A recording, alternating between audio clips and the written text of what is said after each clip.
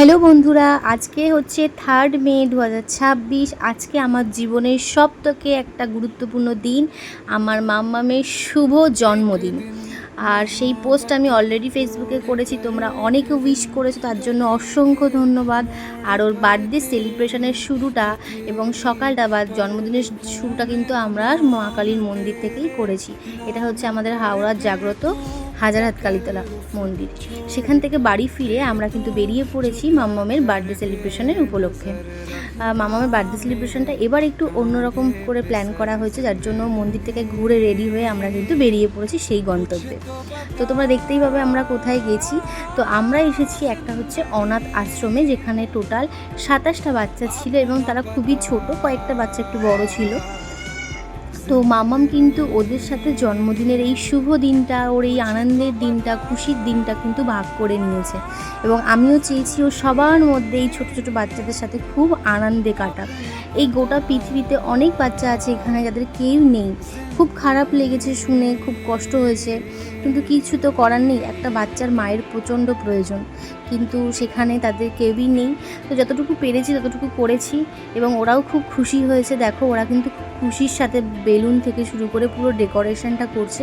আর মাম্মাম, ওকে আর কি বলবো, ও যে এত খুশি ওখানে গিয়ে হয়েছে এবং ওদের সাথে এত মিলেমিশে খেলা করছিল, যেটা আমি দেখে মনে হয়েছে যে না, আমি যে ডিসিশনটা নিয়েছি এটা একদম পারফেক্ট ছিল, যে আমার মেয়েটা এই আনন্দের দিনটা এত আনন্দ করেছে। এবং যেহেতু ওর সেকেন্ড ইয়ার বার্থডে ছিল, সেই জন্য কিন্তু একটা 2 লেখা কেক কিনেছিলাম। আর স্পার্কেলটা ধরানোর কারণে কিন্তু মাম্মাম একটু ভয়ই পেয়ে গেছিলো। তো সেটা পরে ম্যানেজ হয়ে গেছে। কেকটা যখন কাটছিলাম সবাই মিলে উইশ করছিল, ওকে অনেক শুভকামনা উইশ করেছে। আর আশ্রমের পক্ষ থেকে কিন্তু ওকে একটা ছোট্ট উপহার দিয়েছে, যেটা আমি খুব খুশি হয়েছি ওকে দিয়েছে। আর ওটা নিয়েও খেলা শুরু করে দিয়েছে অলরেডি। তো কেকটা কাটার পরে সবাইকে ডিস্ট্রিবিউট করেছি। কেকটা বড়ই নিয়েছিলাম, যেহেতু অনেক বাচ্চা ছিল। আর ওদের জন্য অতি সামান্য একটা গিফটের আয়োজন করেছিলাম।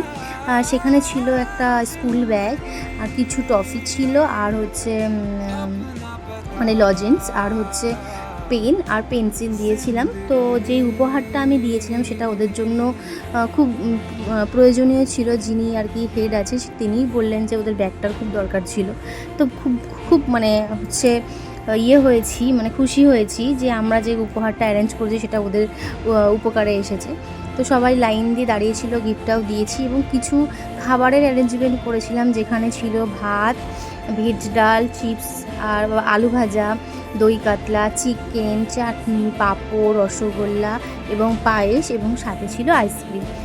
এবং সবাই টেবিলে বসে কিন্তু খেতেও বসে পড়েছে এবং সবাইকে খাবার ডিস্ট্রিবিউট করা হচ্ছে। তো সেখান থেকে বাড়িতে চলে এসেছি এবং বাড়িতে এসে ইভিনিংয়ে একটা ছোট্ট সারপ্রাইজ প্ল্যান করেছিলাম ওর জন্য, যেটা ছোট একটা কেকও এনেছিলাম। আর একটু অতি সামান্য একটা ডেকোরেশন করে আমরা ওর জন্য একটা বার্থডে সেলিব্রেশন করেছি, ওর সাথে কেক কেটেছি। তো ও খুব খুশি হয়েছে এবং কেক কাটতে কিন্তু খুব পছন্দ করে, কেক খেতেও ও খুব পছন্দ করে, যার কারণে ও কেক কাটতে খুব আগ্রহী ছিল। তো সেই জন্য কেক আমরা কেটেছি এবং ওর জন্য একটু রান্নাবান্নাও আমি অ্যারেঞ্জ করেছি। তো এটা তো করতেই হতো, দুপুরে যেহেতু সময় পাইনি তাই ভাত, 5 রকমের ভাজা, মাছ, চাটনি, পাঁপড় সব কিছুই অ্যারেঞ্জ করে ওকে দিয়েছি। এবং ও খুব খুশি হয়েছে আজকের এই দিনটা, ও খুব আনন্দে কাটিয়েছে সবার সাথে, মা বাবার সাথে। তো তোমরা সবাই ওকে আশীর্বাদ করো যাতে ও অনেক বড় হয়। আর আমাদের এই বার্থডে ব্লগটা তোমাদের কেমন লাগলো সবাই কিন্তু অবশ্যই কমেন্ট করে জানিও। ভালো থাকবেন, সুস্থ থাকবেন।